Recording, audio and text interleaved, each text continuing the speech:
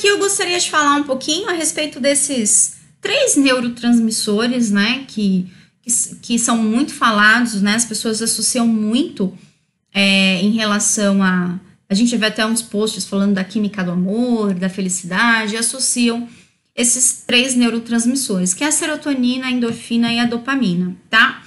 Aqui a gente tem a estrutura química da endorfina, tá? Na realidade, vou até tirar minha imagem aqui que tá tampando para vocês, tá? Endo, na realidade, significa de dentro, né? E morfina é um analgésico. Então, na realidade, é uma substância química, né? Do ponto de vista aí natural que o nosso corpo produz, né? É um analgésico natural, tá? E como que a gente produz, né? A endorfina aqui na realidade? A gente produz com atividade física, tá legal? Para atividade sexual também. E alguns alimentos também, de forma moderada, também auxiliam, como café, chocolate e pimenta, tá legal? Quando a gente fala em posições, né? Que posições que eu posso fazer que pode estimular a produção de endorfina, tá bom? A endorfina, ela é produzida, né? Quando a gente dá risada.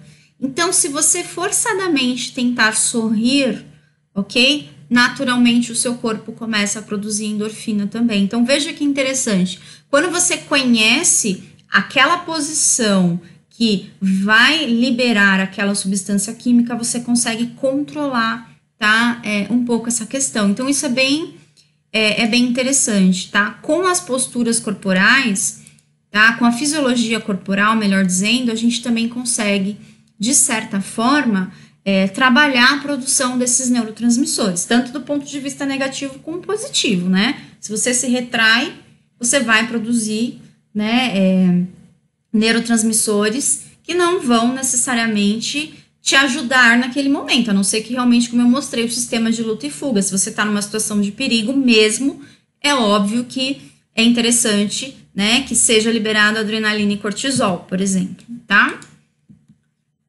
Então, por meio da postura corporal, da fisiologia corporal, você consegue produzir endorfina, né, que é, de certa maneira, forçando o sorriso, seria a posição que levaria a isso, tá bom? E aqui a gente tem a serotonina, tá legal? A falta de serotonina, na realidade, né, ela causa muitas vezes sentimento de solidão, de depressão, ansiedade, né, síndrome do pânico. Então, aqui a gente tem um conjunto de coisas aqui, né, de problemas, déficit de atenção, obesidade, enxaqueca, alguns pontos aqui que estão relacionados, tá, com a falta de serotonina, tá? Atividade sexual, tomar sol e também, na realidade, receber afeto. Isso estimula a produção de serotonina, tá bom? Aqui são alguns alimentos, tá? Que são ricos em triptofano, tá? E essa substância, na realidade, ela funciona como um intermediário para a produção de serotonina. Então, a ingestão desses alimentos, né, banana, chocolate, tomate, pode ajudar na produção de serotonina, tá? Então, são alguns, né, dos neurotransmissores aqui, tá? Que de certa forma estão relacionados aí com benefícios. A dopamina, nós já falamos bastante, né, da dopamina, que ela está relacionada com o nosso sistema de recompensa cerebral. Então, sempre que nós temos uma recompensa, né, seja um sabor agradável de um alimento, um chocolate que eu comi, que eu senti prazer ao comer, atividade sexual, tudo aquilo que de certa forma a gente recebeu uma recompensa, ok? Nós produzimos dopamina. A dopamina está muito relacionada também com a questão do vício, né? Existem muitas drogas que estimula, né, a produção ali acelerada de dopamina e, consequentemente, a dopamina dá aquela sensação de prazer e a pessoa começa a buscar por aquilo de novo, tá? Então, a gente, de certa forma, a gente produz dopamina quando a gente recebe uma recompensa por algo, tá? Essa recompensa pode ser um sabor agradável, pode ser um prazer que eu senti, pode ser uma meta, um objetivo, uma coisa que eu conquistei. tudo isso vai estimular a produção de dopamina, né? E isso vai dar aquela sensação de bem-estar e, consequentemente, fazer com que a pessoa busque por aquilo novamente, tá legal? A dopamina é bastante, né? A produção de dopamina está relacionada com a prática de atividade física, tá? Então, se vocês observarem, né, não é só a dopamina, outros neurotransmissores também são estimulados com a prática de exercício físico. Então, isso é um ponto bastante interessante. Já até conversei sobre isso no Instagram com vocês, né, da importância da gente fazer atividade física, principalmente pela manhã, né? Lógico que se você não puder fazer de manhã, né, não é isso que eu tô questionando, mas a prática de atividade física de manhã produz neurotransmissores que estão relacionados com a motivação e com a disposição. Então, se você fizer isso de manhã, a tendência de você ter um dia muito mais produtivo, tá, é muito maior, tá, por conta da produção desses neurotransmissores, principalmente a dopamina. A dopamina está muito relacionado com a motivação, né, ou seja, com a recompensa. Então, quando você, na realidade, conquista algo, recebe um elogio, tem alguma coisa que o seu cérebro reconheceu como uma recompensa, automaticamente ele gera dopamina e você sente uma sensação de prazer e bem-estar. E isso vai te dando motivação, né, para continuar aí, seja lá qual for as tarefas aí do seu dia, tá legal? Então, isso é bastante importante, tá bom? A prática de atividade física traz muitos benefícios, né? Então, essa questão da gente se mexer, né? Eu acho que isso aí é fundamental, tá bom?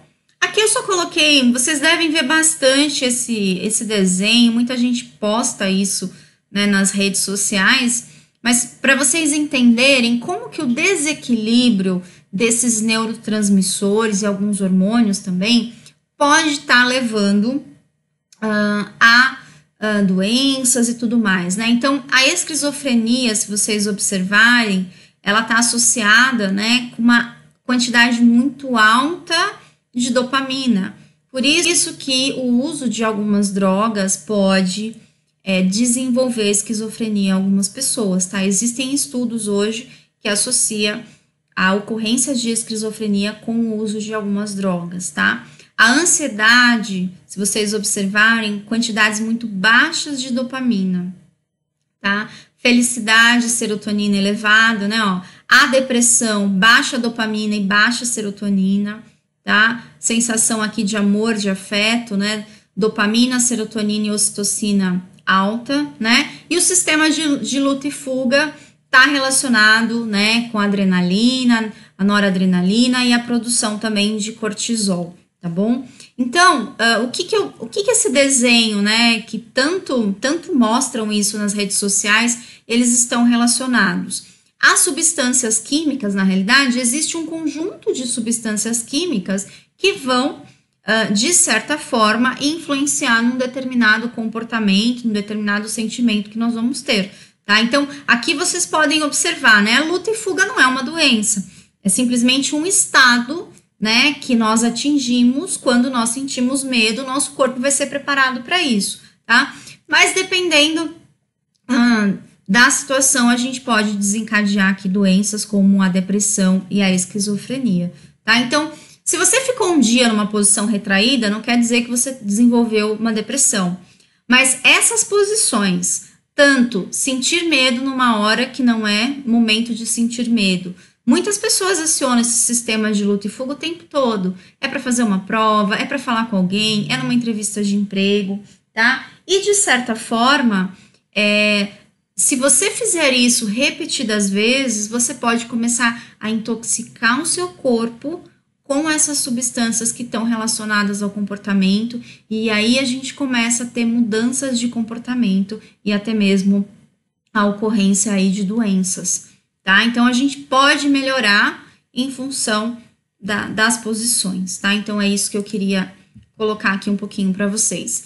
E aí, eu termino essa aula aqui com uma frase para vocês refletirem mesmo, né? Ó, se você for capaz de decidir a sua fisiologia, ou seja, né, a maneira como o seu corpo está se comunicando, a sua expressão, a maneira como você fala, a velocidade como você fala, como você gesticula, como você olha, como você respira, né? As posições do seu corpo, se você for capaz de decidir isso, independente do contexto atual, né? Independente do que está acontecendo, se você conseguir escolher o que o seu corpo vai se comunicar, ou seja, nós somos capazes, na realidade, de mudar essas posições, né? Essa maneira como o nosso corpo se comunica.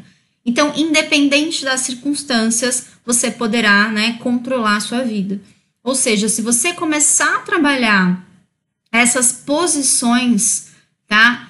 De certa forma, você passa a ter um controle da sua vida e começa a direcionar, né? O que eu falo não é quando a gente fala, mas eu vou numa entrevista de emprego, mas eu não estou preparado. Se você realmente não está preparado, isso é um ponto. Mas quando você trabalha as posições para ativar substâncias químicas que realmente vão te levar para um estado de maior empoderamento, isso significa o quê? Que nesse estado você vai conseguir acessar os seus recursos. O que é os seus recursos? Aquilo que você sabe, a sua experiência.